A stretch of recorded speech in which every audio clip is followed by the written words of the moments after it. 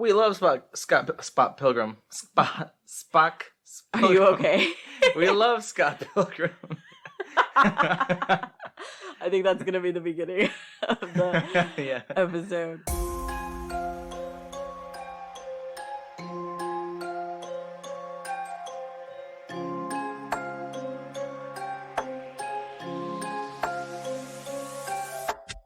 Welcome back to the Shaken Not Scared podcast. Here with you as always, your hosts Erick and Vivi. Today we're going to be talking about the 2004 movie Shaun of the Dead, directed by Edgar Wright. Before we get into that, how are you, Vivi? I'm exhausted. Yeah, we all are. We need to stop going to weddings. I don't think there are any left. So everyone who's ever had to get married has been married. It's done. Forever. All around the world. Yes. No more marriages ever. Venues are going out of business. The wedding industry is dying. Right now, August 30th. Is when. I'm exhausted because we went to our friend's wedding this weekend. Yeah, we posted out about it. You guys probably saw the stories and stuff. Loki also had a long weekend because that guy's dead. He was boarded all weekend, and you would think he'd be well rested, but he slept for 2 days as well.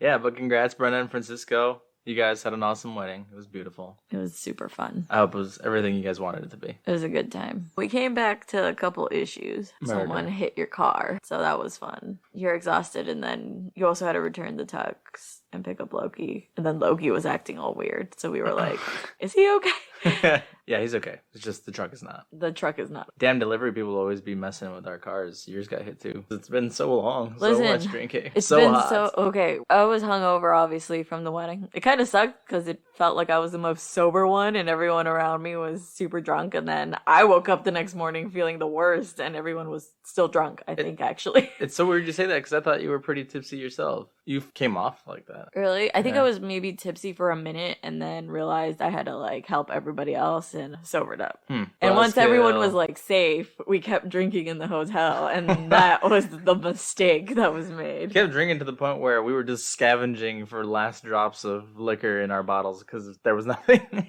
We split like an ounce of Gatorade with a little bit of Basil Hayden's in it. I'm kind of glad we didn't find any more because I already felt like shit the next day. Good times though. Good friends. It was wild. At least no one died. No one got taken to the hospital. The DJ's equipment ended up in the hospital. Oh, yeah. You guys almost knocked over the DJ booth. Did you see his face? He was so mad. He was mad, but honestly, it wasn't even that bad. We just moved the table. Yeah, the table just got pushed. He shouldn't even complain. A whole guy got left behind on the dance floor. Thought it was hilarious, too, because you could tell that the Vivoda for the men was getting tired pretty quickly, but that's because they were trying, like, real hard, and then Francisco had, like, 5 or 6 people holding him, including me. Yeah, that guy that ended up on the floor, I thought it was hilarious, because he was over by the tables where the bridal party sits, so, like, how did he end up over there? It was Daryl. He said that he ended up tackling him, and he got, like, squeezed between his arms and Francisco's body. Daryl actually almost choked him out, and that's why he was passed out on the floor. Listen, just to clarify, we're not, like, violent, savage people at weddings. This is a thing that Mexicans do called La Viola de la Mar, where they tried to lightly knock over the bride and groom. Quote unquote lightly, because there have been so many where, like our wedding, our bridal party, ended up just carrying you. Yeah, insane stuff. Try it sometime. Or don't. I'm not responsible for what happens to you. Send pictures of the Vibora. And you on the ground because we take it too seriously.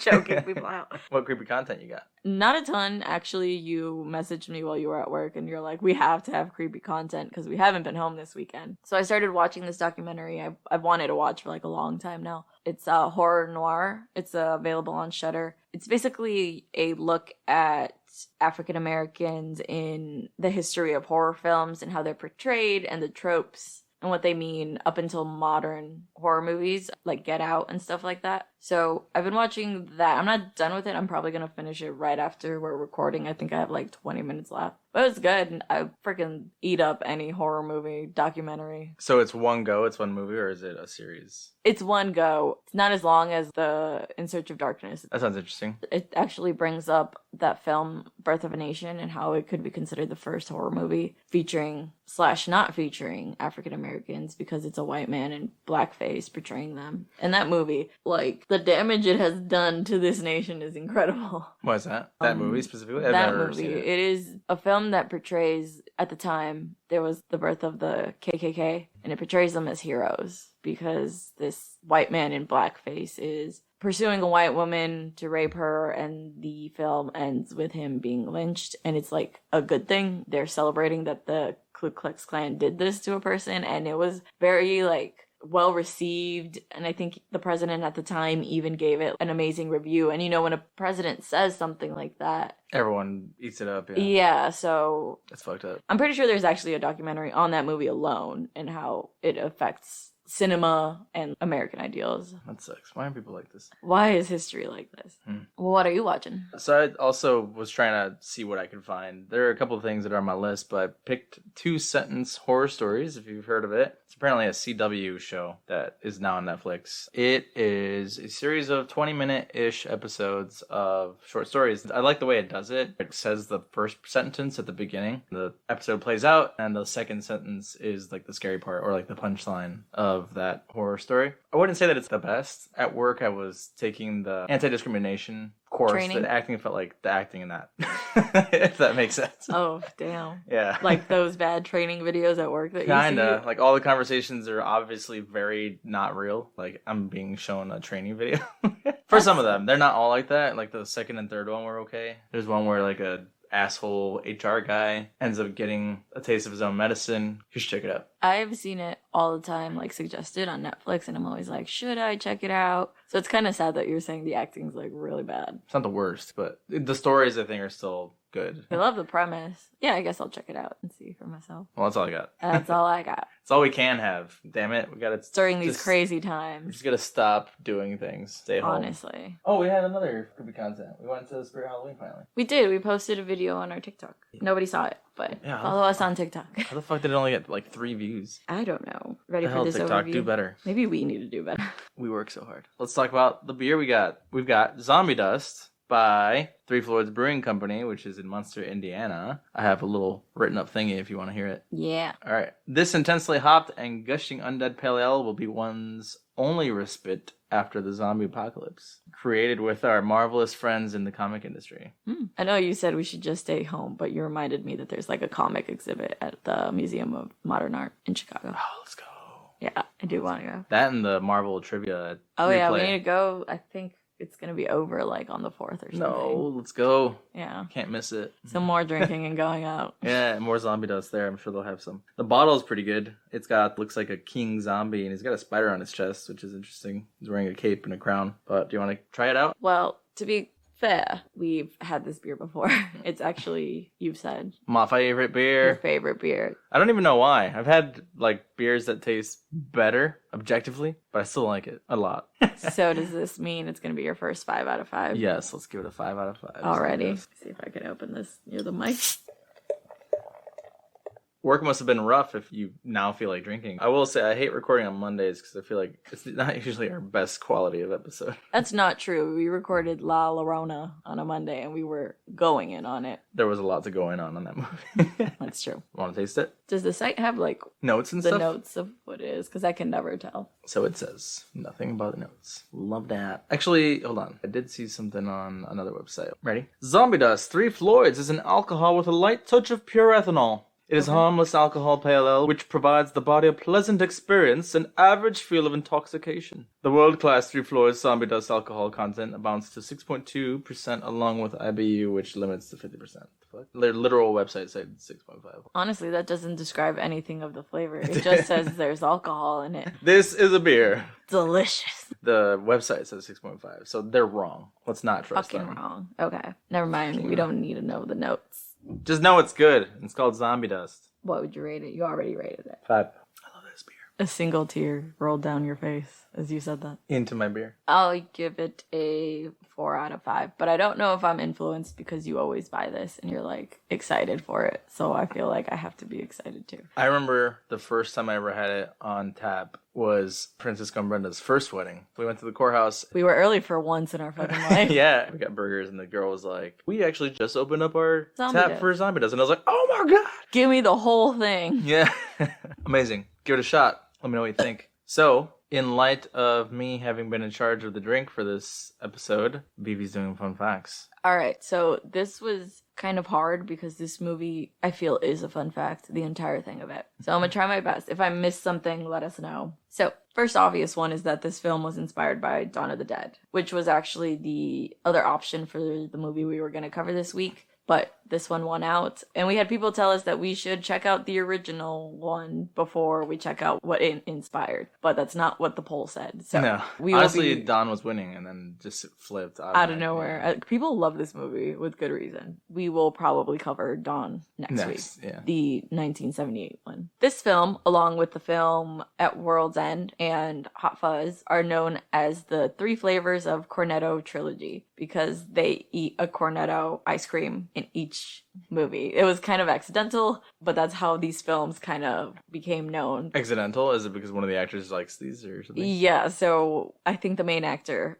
Simon Pegg? Pegg, yes. He was hungover one time and tried to eat a Cornetto to get over the hangover, and he thought it was funny, so he just included it in Shaun of the Dead, and then it just became a bit that goes on. These are... Was he hungover because they were always at that bar? No, I don't know about that much, but these films are not sequels and prequels to each other, but it's the same 2 actors often dealing with the same themes. That's how they came to be known as the Cornetto trilogies. So what I did not know was that this film was also based on an episode of Spaced, which is a British TV show that I had never heard of. Pegg is actually the main actor in the show. There was a bit in the show where his character stays up all night playing Resident Evil and then starts hallucinating that he's in a real life zombie apocalypse. They had so much fun doing that they started pitching this movie. Apparently there's a ton of references to the show. A lot of the actors are the same actors in the movie, so I feel like I'm missing a big chunk of information not knowing a lot about the original show. I started looking at some stuff about a commentary that was on a DVD, I guess. Edgar Wright mentioned that in Space, the dogs can't look up joke might have come from there. It was like a discussion between, I think, Nick, the actor who plays Ed, and Simon Pegg. Yeah. I think they were arguing about how dogs can't look up because it's hard to film them. Okay, nice. Extra fun fact from Eric. Another fun fact that I don't know might not be a super fun fact to other people, but it's the same director as the director of Scott Pilgrim. You can tell it's kind of the same director because there is the montage of action scenes of you doing super mundane things, which is featured in Scott Pilgrim. And then the quick flashes to characters making odd faces. Yes, and then the background, so many things going on that you're trying to pay attention to at once. I feel like is very much Edgar Wright style. I think I got 2 more for you because this has been going on forever, but Ed's character in the film actually uses the word zombie. Simon Pegg's character yells at him to not use the Z word. And this is a reference to every zombie movie where they don't call them zombies in the film. Why is this a thing? I don't know, but they're poking fun at it. I think it's just the suspension of belief. Just say it. I saw in the commentary that the director purposely did this because he's like, I know it's silly, but own it. And it's but why is it silly? It's literally zombies. It's what it is. Yeah. My last one is probably one that you already noticed on second watch of this film. There is so much foreshadowing in this movie. The whole movie is told to you Midsummer style. There's a tapestry that lays it out for you, One of the instances that I found is Ed literally predicts the whole next day of the zombie apocalypse because he suggests they go get a Bloody Mary first, a bite at the king's head, a couple at the little princess, and then stagger back here, bang back some shots at the bar. And that's how they're going to end up their night, which the next morning they shoot a woman named Mary. So there's your Bloody Mary. A bite at the king's head, his stepfather gets bitten. They save Liz, the little princess, with a couple dying David. And then they end up at the bar with gunfire shots. So stagger to the bar. Stagger. They pretend to be zombies. Oh, yes, they do. Yeah. So it's just so many instances of that. I have another one. I don't know if it's just I caught it or if it was on purpose, but I'll tell you when we get there. Okay, I want to know if I caught it too now. But yeah, that's it for me on fun facts. I love it. Cool. It's my turn to do a speed run. I'm ready. Let me set up this timer. You don't want to take a shot, so. I do not. So no matter what happens, we're not doing that. Sorry. Let me know when you're ready. Okay, I'm ready. Go. So Shaun and Liz, they're at the bar, and it seems like they're having an intervention with him because he's not really serious about his relationship, and he's carrying around this friend Ed, who it seems like is his friend from a long time ago.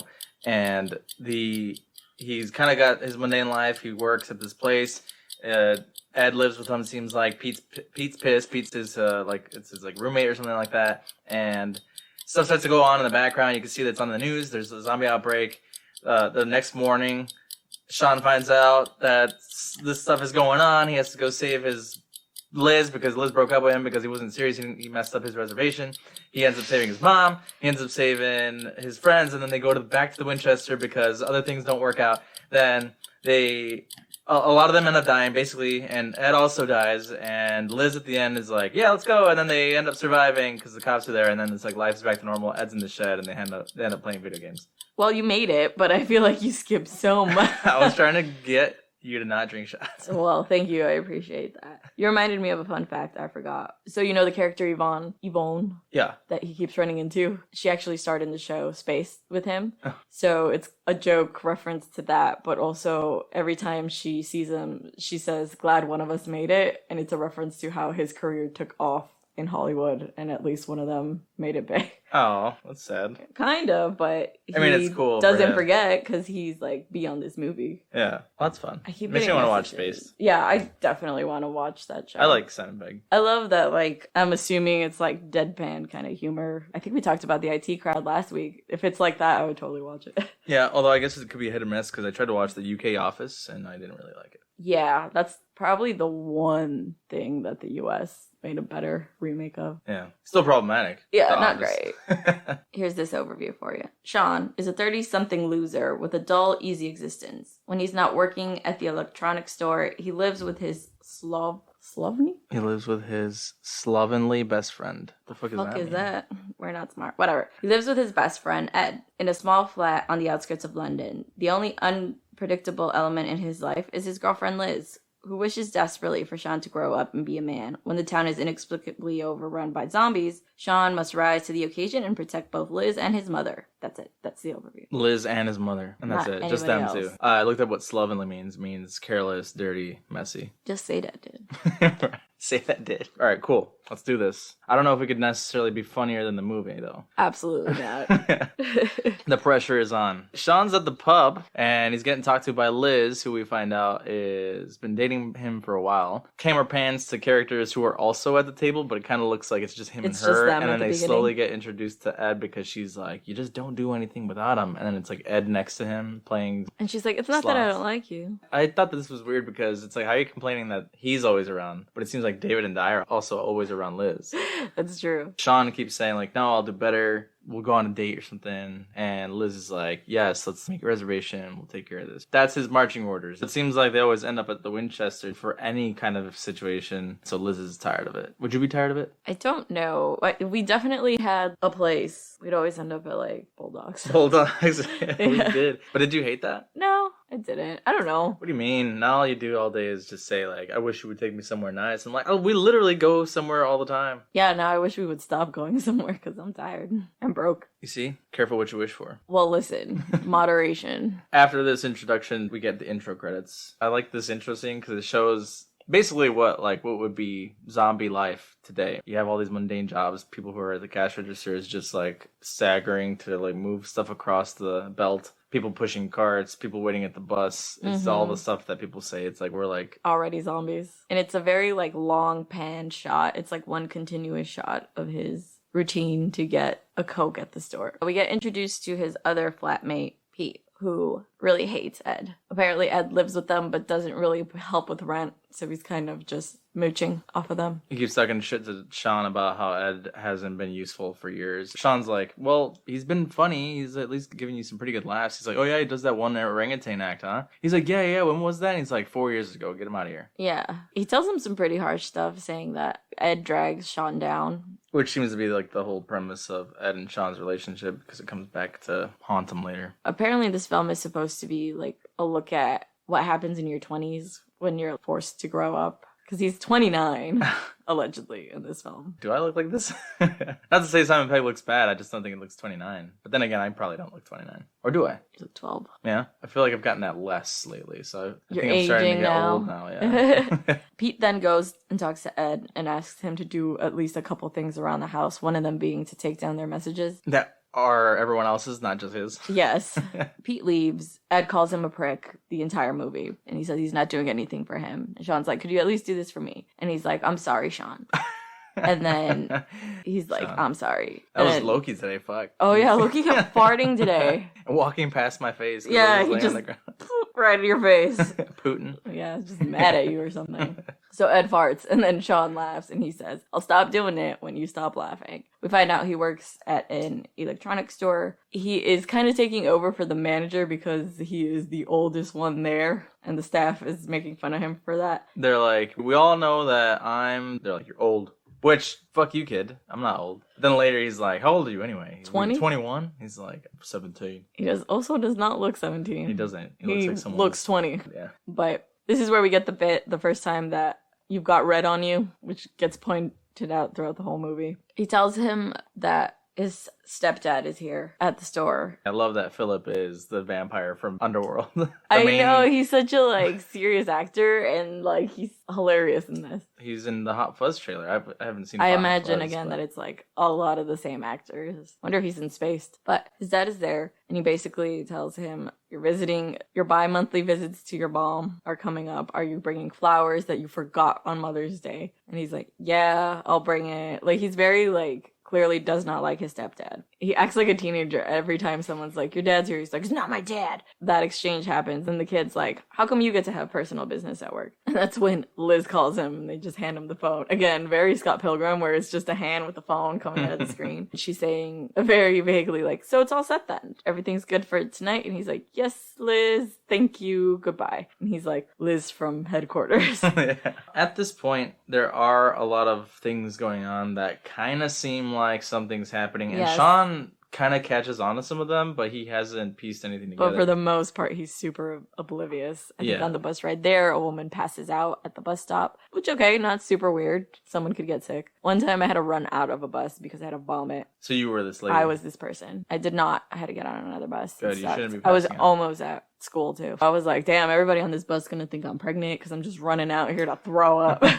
When he's trying to sell a TV at work and he's flicking through the channels are telling you there's an outbreak, something's going on, and he's just not caring. Was it at the store buying the flowers that he sees the guy running in the ambulance? There's a lot of ambulance sounds going on through the whole thing. It's kind of distracting, but he absolutely is just going on with his everyday life. Is it at the flower store that he sees the homeless man across the street? Yes. Grabbing at the birds? Yeah, okay. Trying to eat a pigeon. And then the man just disappears when the bus passes? Yes. So this is the first instance we get of him running into Yvonne. She's asking him if he's still with Liz and how long it's been. He's like, well, about 3 years. Last week. And that's when it hits him that he did not make the reservation, and he runs home. When he's talking to Yvonne, in the background, there's the guy who's just knocked out at the wheel. Complete mayhem is going on, and he's just worried about his problem. Shaun gets back to the apartment, and he tries to call the restaurant, and they're like, we're booked for the day, basically. And also, Ed's like, fuck it, just go to the Winchester. Okay, so he's trying to book the reservation, and he says that the restaurant is Fulci's restaurant, and that's a reference to another Italian gore horror director. And then Liz calls him right away, saying hey, what's the plan for today? And it kind of made me realize how much you had to call someone in a day when you had plans with them. Now you just grab open table. Oh, no, I was thinking even when we didn't live together. Oh, you meant to follow up about the date itself. I thought you meant to make the reservation. Yeah, no, the date itself, because she calls him 3 times. Also, he's probably irresponsible. But when we would go out and we didn't live at home, we would text each other all day so this time, are you on your way? What's the plan after that? I was like, damn, imagine having to call someone 3 times a day. Imagine not living with somebody you gotta go on a date with. They're not just always available, and you always know what the plan is. Or not, because we can't make up our damn minds. That too. He suggests going to the Winchester, and Liz obviously hangs up on him. He makes her way to her apartment, and when he tries to buzz in, it's Di and Dave on the intercom saying, she doesn't want to see you, it's not a good idea. Again, always with her. Yeah, these people are way too involved with their life. Are they her roommates? I think Di is her roommate, and David's dating Di, so he's always there. But he's obviously always there because he's actually in love with Liz. I guess that makes more sense than for them to just always be around. Yeah. I mean, it kind of happens if, when you were in college and Francisco was your roommate, and we just kind of ended up hanging out, the couples, because they were always there, They don't want to let him in. He tries to climb up. It does not work. He's got the flowers he's got for his mom to take to Liz. So they just let him in. Yeah. Oh, okay. After he tried to climb up. He calls Di a failed actress. This actress for Di reminds me of Tammy in Bob's Burgers. Really? Yeah. Look at her and then cartoonize her and she'd be Tammy. I guess I could see that. Yeah. Yeah, Liz and him are having an argument, and she's basically saying, like, you promise all these things and you never accomplish them, and if I don't break up with you, I am going to spend the rest of my life at the Winchester with you, and it's not what I want. He gets broken up with, and he's going home. Well, he tries to give her the flowers that are for his mom. She's the one who deduces that they were for his mom. Yeah, because they say to a super mom or something. So he gets broken up with. Shaun yells at David, too, and says, you go after her, and that's when we first get the inklings that David... Yeah, because he's like, what did he mean by that? Oh my god.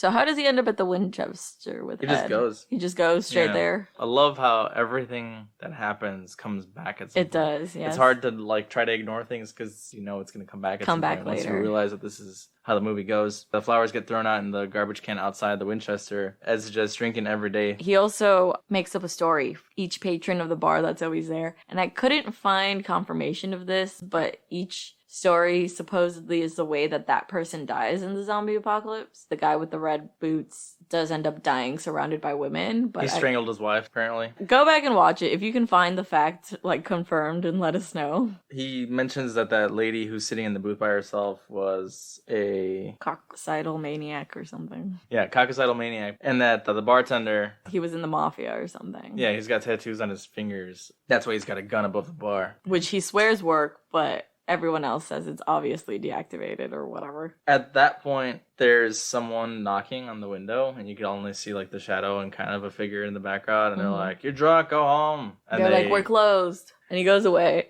And they just keep getting drunker and drunker, and more things are starting to happen, but because they're drunk, they don't realize it. Like when they leave the Winchester, there's a couple quote-unquote making out in the background. That have been there from the beginning when they like first walked in, so it's a really long time to just make out there. He's sad because he's like, fuck, couples. And then as soon as they turn around, she rips his head off. I thought it was just from how much she had been biting his neck. She's been working at it for a minute. Yeah. They start singing this song because they're drunk out of the bar, and then I don't know the song. It'd probably be funnier if I knew the song, but the zombie is like pitching in to sing the song. And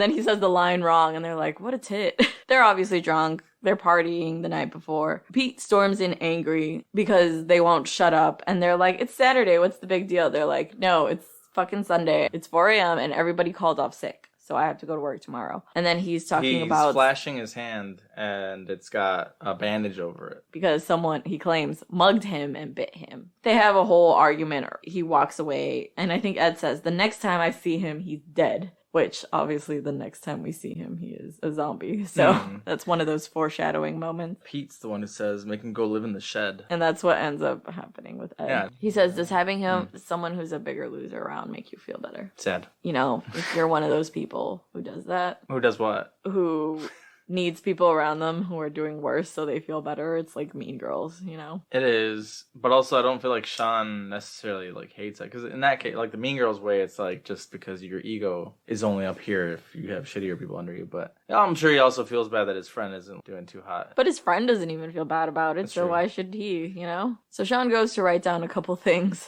Get life together, get Liz back, and, like, visit mom. Which, again, ends up happening. Shaun listens to the voicemails. It's his mom saying that she wants to meet Liz. These days, people don't eat meat. I thought that was awesome how it ends on that note, and then it's the next morning. Shaun wakes up from the night before, hungover, asks Ed, what do you want from the store? He says, cornetto. And then he makes his way down to the store in the same sequence he does every morning for work. Except the streets are empty, everything's kind of in disarray, the cars are like damaged, dogs are barking, and he goes to reach for a Coke. He gets a Diet Coke instead because he's going to be making some life changes apparently. And he closes the door, there's nothing but bloody handprints on the door. He doesn't notice it. He doesn't notice it. Slips on blood on the floor. Doesn't notice it. Leaves money on the counter. He's like, where are the newspapers? Whatever, I owe you 15 pence. Walks back to the house. This is where we get the flicking through the channels that is literally, again, saying there's a zombie outbreak, something's happening. He's flicking through them, but they continue the narrative. You don't even realize, but Ed's staring out the window and he's like, there's a girl out there. So they go out to check on her. She turns around and she obviously does not look good. Like, she's drunk. And they're like, oh my god, she's so drunk.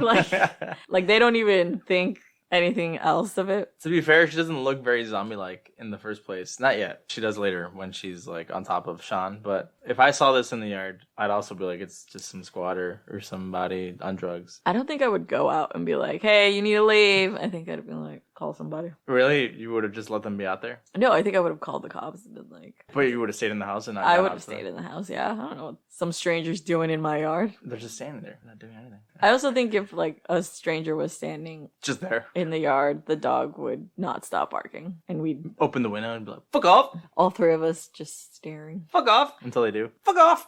Please! Please!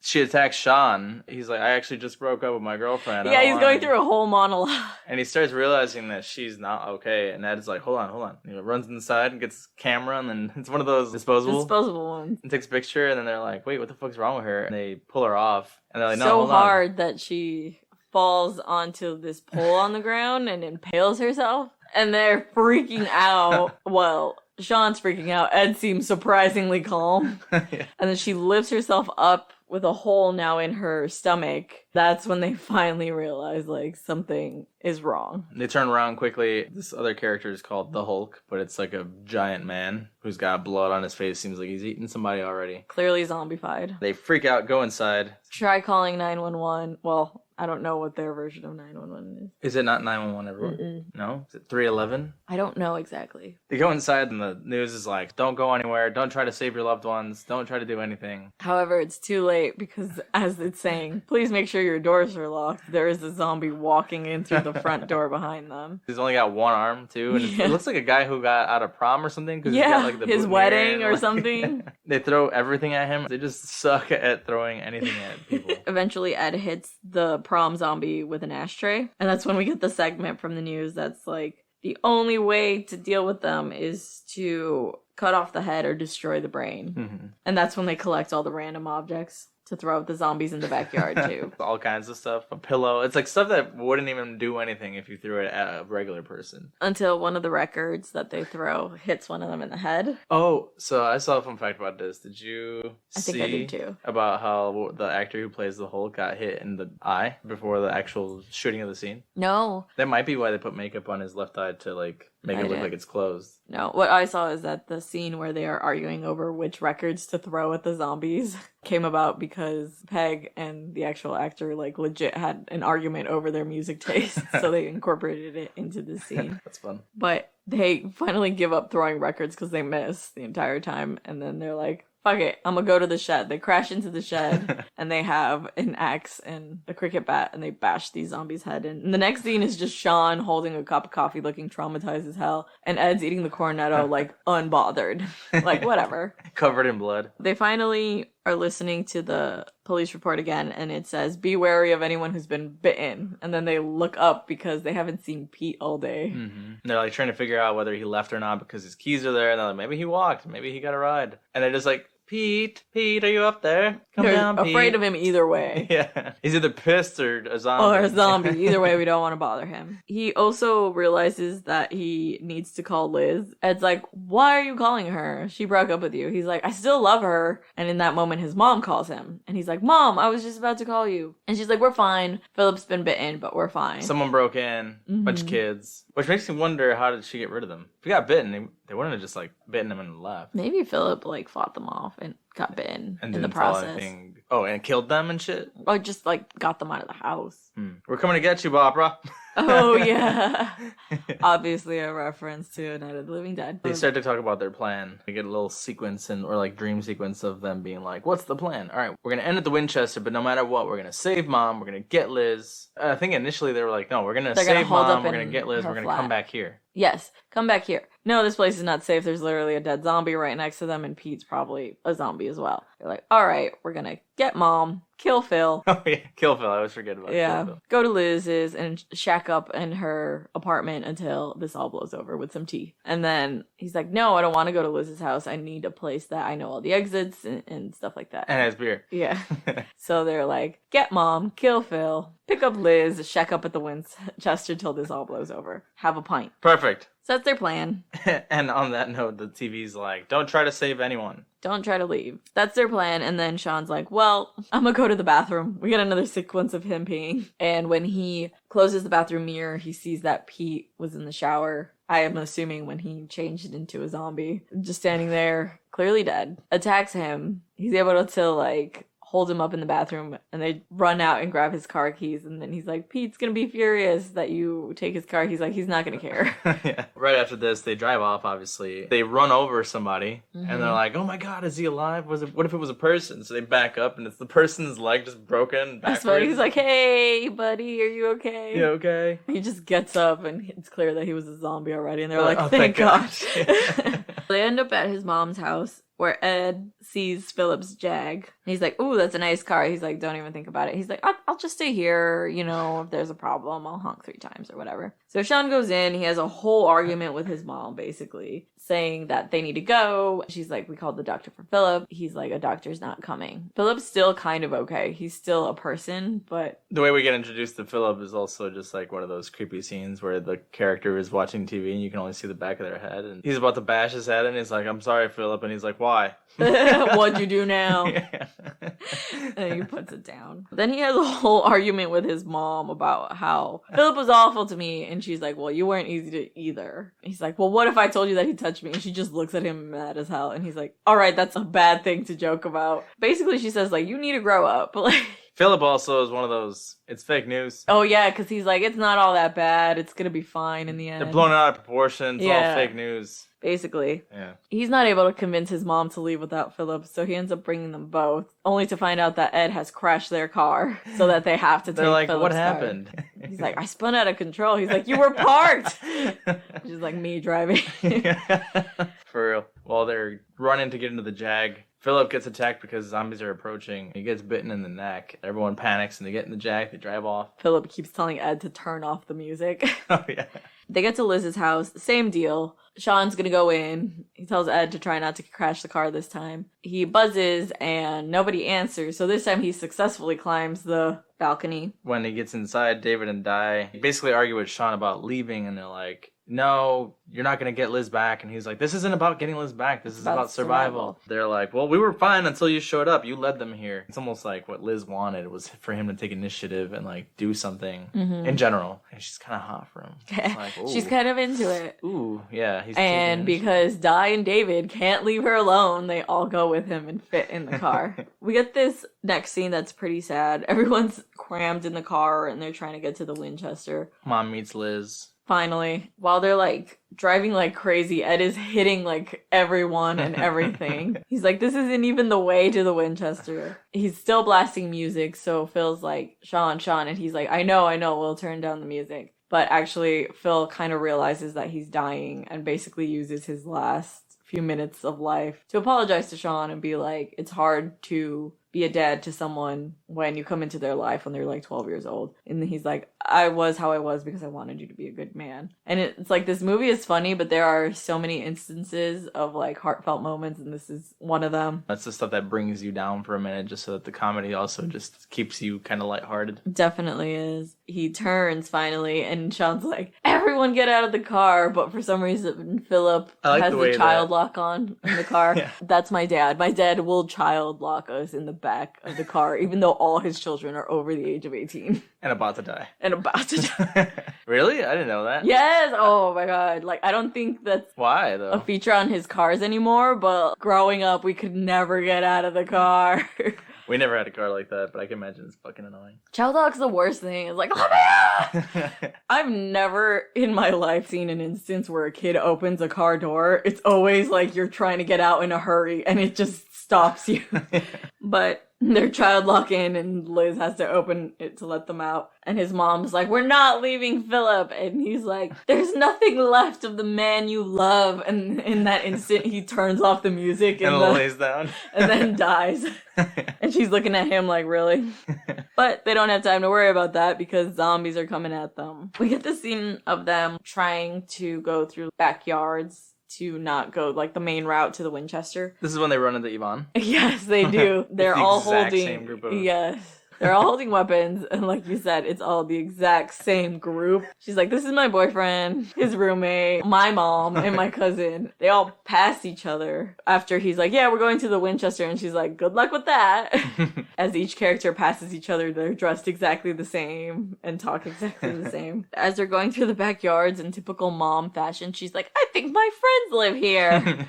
And she gets left behind for a minute. She's screaming. The next scene we see is her laying down on the ground. We don't know what's happened to her. But we do see that someone has come out of their home and is a zombie. Shaun goes to protect her and does this like crazy flip over the fence after just crashing into one fence. Yeah. This man in the robe comes out. He doesn't really know how to fight him off. Di and Liz give him, I don't know what they're called. Do you know the pole with the... You know what the volleyball thing? Yeah. It's in what's Napoleon it for? Dynamite? Yeah. I don't know what this game is called. So he tries to use... Is it Tetherball? Oh, yes, Tetherball. Okay. So he tries to hit him with the actual ball, and they're like, no, stab, which they do. This is the part, like you mentioned earlier, that Barbara's acting loopy as she's covering her hand with a napkin. She's like, I guess that wasn't my neighbors after all. Shaun climbs like a kiddie slide to check how many zombies there are, and they're like, how many? And they're like, a lot. And it's a whole crowd around the Winchesters. So Di's like, you know what? Let's act like them. And since Di is the best actress, they use the impaled zombie as an example and are like, look, we need to act like your life is over and you're depressed. She gives them all a chance to do it. Out. Which character was it that they weren't even doing anything? And she's like, perfect. I think it was his mom. Barbara, yeah. She's like, that's great, Barbara. And she's like, sorry, dear, miles away. Yeah.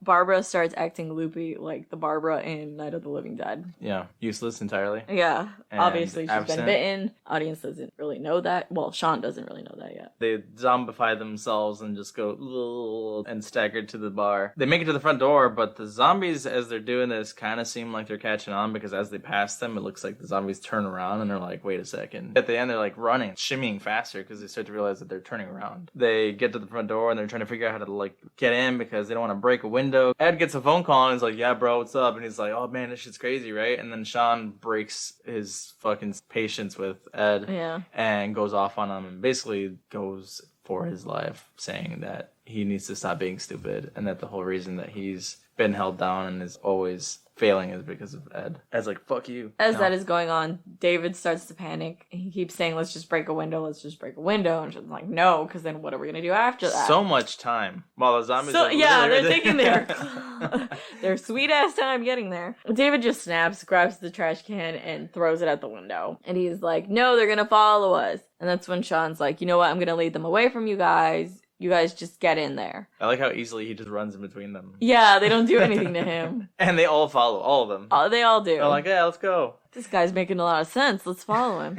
Barbara finds the flowers and is like, I think these are for me. As Liz Which is like, how did she know? They're inside. They're waiting for Shaun to come back. David becomes the biggest asshole through this like last sequence of them being in the bar. He's like the father in Night of the Living Dead who's like just a dick in the middle of the chaos. Just points out the problems but doesn't come up with solutions. Yeah. Problems that he's caused. Right. David wants to be in charge. He's pissed they're at the pub. Keeps talking about how Liz is just after Shaun and telling her that like Shaun is the same, hasn't changed, and that Liz doesn't deserve him. That same moment, Shaun shows up. He says, what's Shaun's plan? Eat peanuts in the dark? And then Shaun shows up and they're like, what's the plan? And the next scene is that he's like, does anyone want a peanut? Liz does ask him though, like, how did you get rid of them? And he's like, I gave them the slip. It was easy. I came in through the back door. Shaun goes to flip the breaker because the light starts to sort of come on. Shaun is like, I'll just go turn it on. He turns the lights on and realizes that through the door, there's a crowd of zombies just there. And he pulls the little curtain down and it comes back inside and is traumatized. And it's like, I think we have a problem. They did follow me. I wonder if this scene is like a reference to Dawn of the Dead where they're all in the door. Again, there's probably a lot of them that we are missing. We did what we did, okay? Accept it. The people had spoken.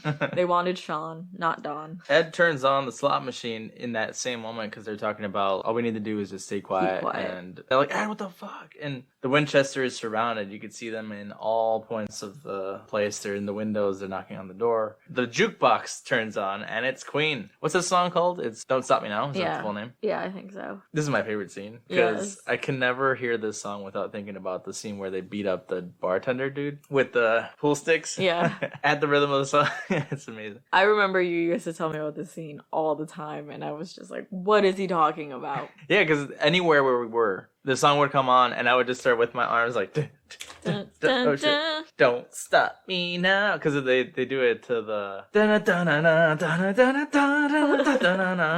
probably not going to translate in audio. But yeah, also I think there's copyright issues. Can we? If we put it on YouTube, they might strike down. If it's hummed like that? Yeah. YouTube will, like, if you hum it, if you even, like, word it, but don't actually sing it, strike you down. I don't think we have enough. I'm just gonna sing it wrong now. No one's gonna know what you're talking about. Yeah, the place ends up being like a concert because the light switches are being like turned on and off, on and off. Oh, because it's like... David is like continuing to fuck things up for them and just flipping all the lights on the breaker. And the zombies' hands outside are like yeah, up like to the a lights, concert. like a concert.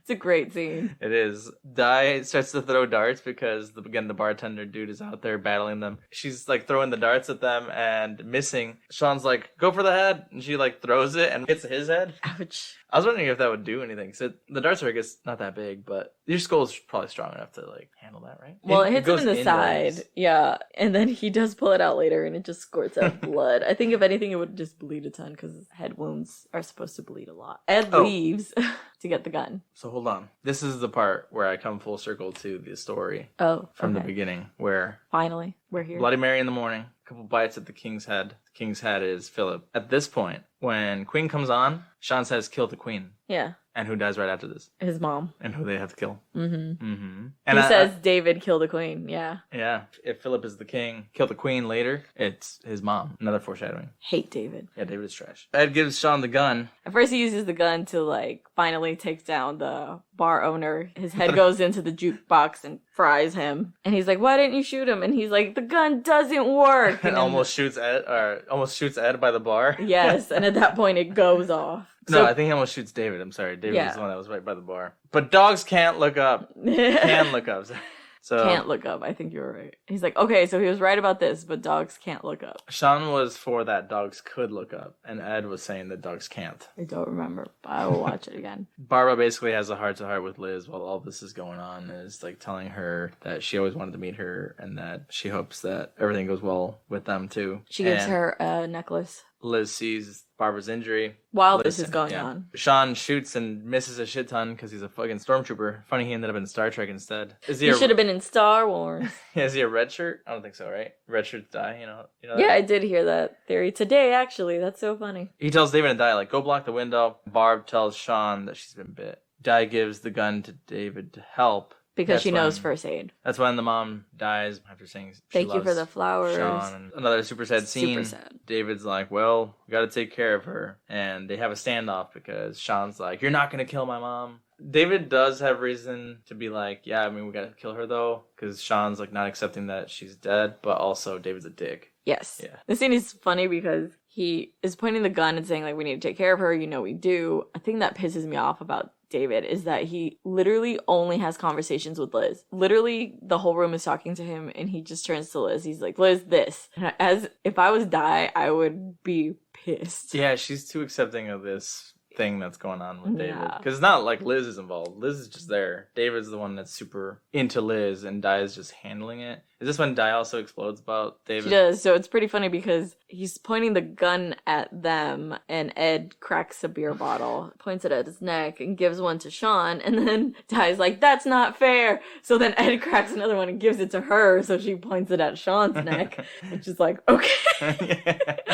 So they're all arguing with him and having this confrontation with him. Di says in this moment, she's like, I know that you only got close to me to get to Liz, and I was there to pick up the pieces when she rejected you. I've made peace with that. So she's accepted that this is why they're together, but I think it'd be one thing if you were like accepted that that's why you're together, but knowing that he's still clearly in love with your best friend that y'all hang out with all the time, I'd be like, no. Yeah, we're not hanging out there ever again with or her. I wouldn't be with you because I know you're only with me to get to somebody else. Right, that's the first problem. That's the first one. But they all end up calling David a freaking twat. Liz does have to say, though, that he has a point because what are they going to do when she turns? And Shaun takes the shotgun and has to shoot his own mom, which I don't know if I would be the one that wants to do that. No. I think I'd be like, somebody else do it. I can't. I don't think I could. Hard. I think I'd probably close my eyes or something. I don't know. Yeah. Because it is hard. But when he does it, her face turns into like the monster face. So I was like, maybe like there'd be some consolation that it's like, it's not them anymore because it doesn't even look like them. Again, one of the instances where this movie gets really serious. So he blows her face off. Meanwhile, zombies are like in the background trying to get Getting in. closer. David's like, well, Shaun, you had to do it and shit. And Shaun turns around and just punches the shit out of David. And David falls back. David had grabbed the gun from Shaun. Oh. And was gonna shoot him just for punching him. Yeah. Even though he deserved it. Yeah, because the gun clicks and it doesn't fire. Because there's no more bullets. They're all like,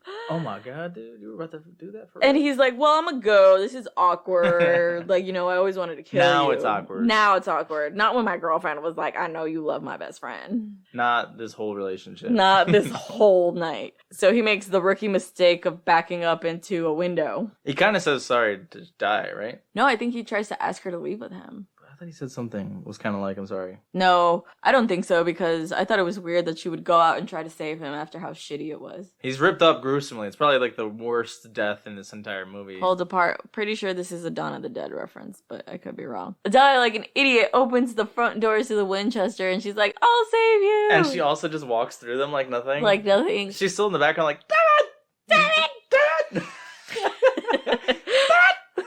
It's pretty funny when I was looking for fun facts that in the bonus features of the DVD, it turns out that she survived. And she survived because she miraculously reached David, but he was torn to shreds and she beats off zombies with his severed leg. Well, she does still do that in the regular one because that's what she does when she opens the door. She's beating them with his leg. Yeah. On the way out. Yeah, so she does that, manages to climb up to a tree and waits there for days and survives by eating his leg.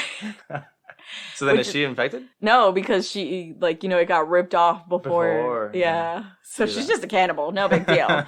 Before you said that, I was going to say, there's no confirmation Di died. Exactly. There isn't. Di died. In this chaos, more zombies break in. And who happens to be there but Pete, naked. And Ed's like, Shaun, look who's here. Yeah.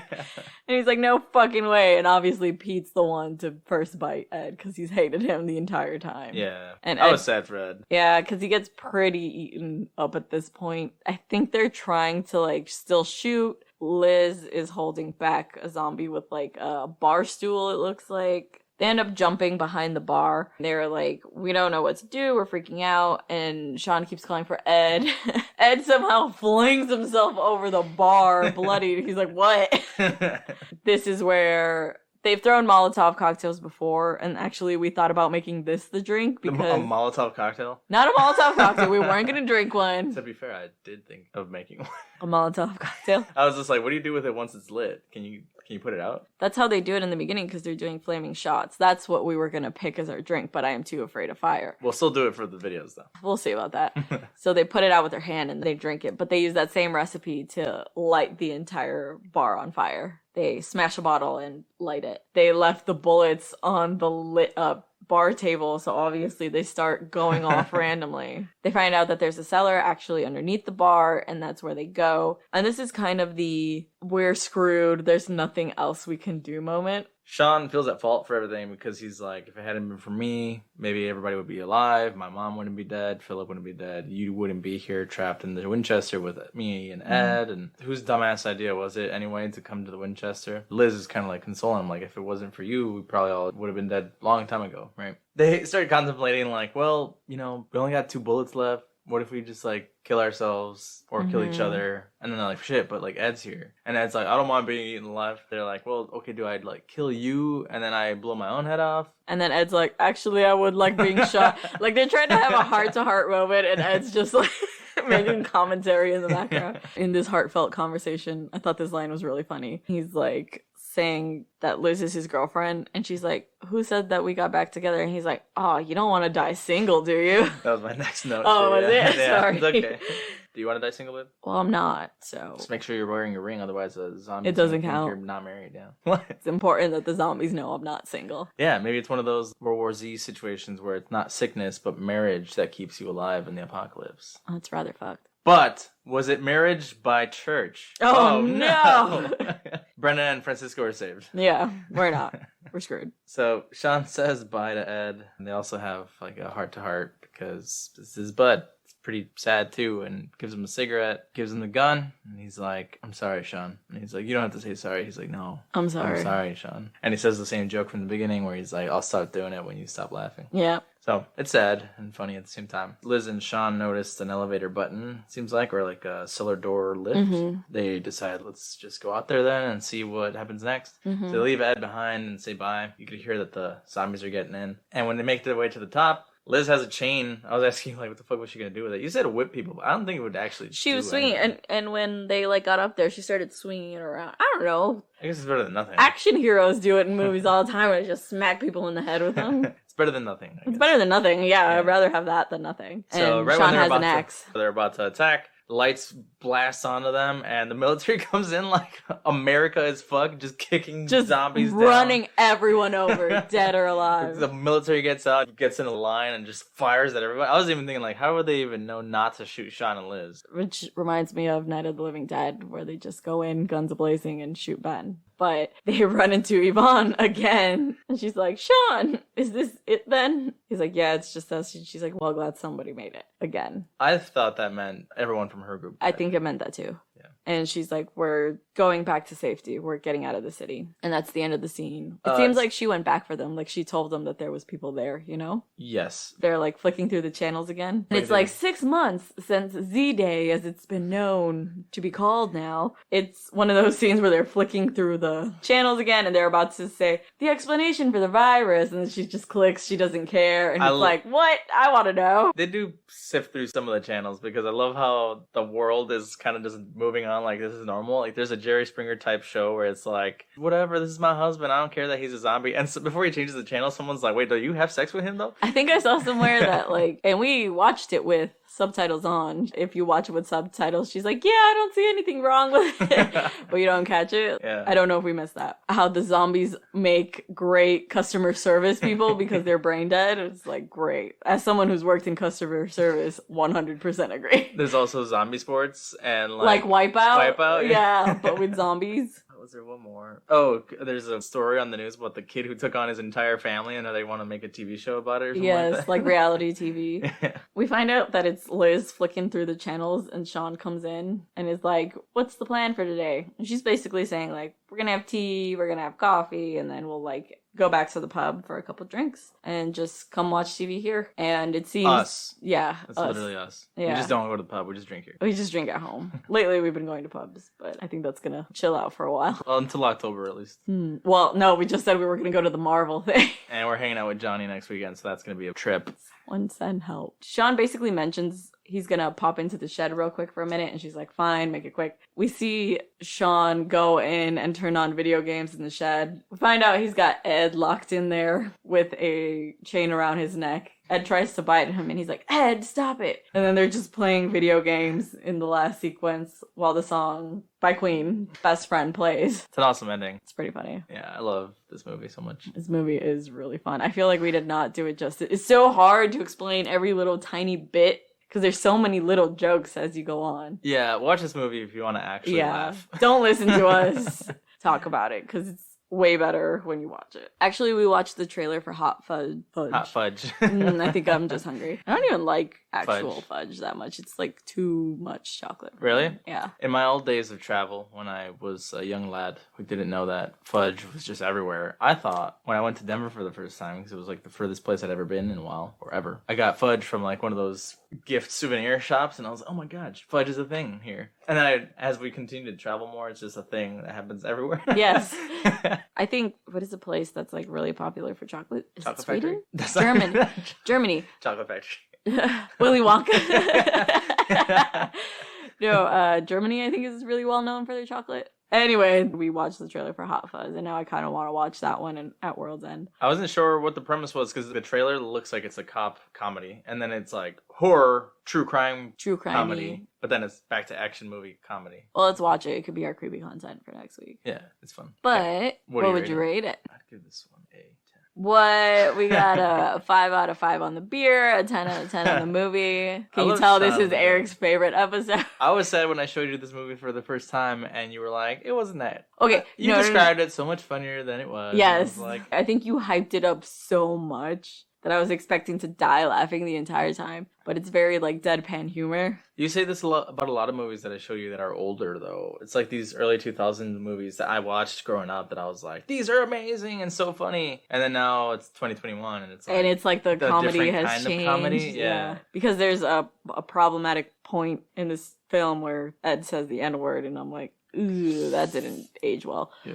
Yeah, that's just not. There's other jokes too where I was like, that's outdated, but whatever. Yeah. It's still good overall. I'd give it a 9 out of 10. Yeah, love it. Somebody said that this isn't horror because it's funny, but I'm like, that's comedy horror is comedy a genre, is. okay, Yeah. people? I don't think Loki was scared by anything because, like we said, he was dead asleep the whole time. Oh, he was sleeping so comfortably too. He was in deeper sleep than probably both of us combined. In the last 3-4 days. He was sleeping with his tongue hanging out of his mouth. Yeah, I think you put it on our story. Yeah, we can't stand up at all while he's sleeping without him like Getting perking up. up and stuff. And this guy was gone. There was dogs barking in the movie. He did not open an eye. Like, at one point, his face was like twitching in all kinds of ways. Yeah. It was almost like he was grimacing, and then his nose would twitch, and his mouth was like he was talking, and his eyes were moving. One of his eyes was like open too, kind of. So our dog sleeps very ugly. Maybe I'll post it, but I showed you a video where he has nightmares or dreams, and he's like crying in his dreams. So maybe I'll post it somewhere because he twitches and makes funny noise. Erick twitches in his sleep too. That's why I say they're the same person. we put a wall of pillows between us For my the same way. safety.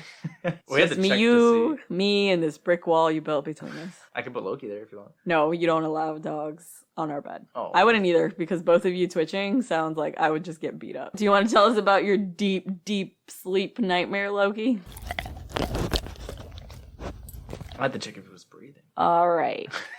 Hope Freddy Krueger wasn't in your dreams or something. Dream about some pet zombies. I was reading something about zombie birds. Has there ever been anything about zombie dogs? I guess Resident Evil, kind of. Yeah, right? They have the dogs that attack. Yeah. Oh, so since it's zombie month, what's our next movie? Well, since it didn't win, I think we should still follow up this one with Dawn of the Dead. And I think I want to do the first Resident Evil after that. Yeah? Yeah. Yeah? We doing this? Yes. Yeah? Okay. Well, then maybe I'll also play Resident Evil 1 since I bought it Forever weeks ago. ago. Yeah, when you were still getting ready for our wedding. Jesus Christ. Weeks ago. That was months ago when I had my hair trial in like June. June, July. That's why I haven't played it, because I was trying to see what we were going to do with it. So maybe it'll be fun to Nothing. compare. Nothing, apparently. Maybe we can bring in some fun facts from the game and post that. Ooh, yeah. So are we pretty much done here? Yeah. All right. Well, as always, we hope you guys had a good time here. You can follow us pretty much anywhere at Shaken Not Scared Pod, except Twitter. Twitter is Shaken Scared Pod. You could send us an email at shakennot@gmail.com. You can support the show on Patreon. We'll name our next drink after you with mentions on our website where the drink page will live forever. You can listen to us on all your favorite podcasting sites, Apple Podcasts, Spotify, Google, Stitcher, a bunch of others. Give us a listen, throw a Loki a treat, give us a follow, do it all. Do all of it. Like, rate, review us, all that good stuff. And yeah, we'll catch you guys next time. Okay, thanks. Bye. Bye!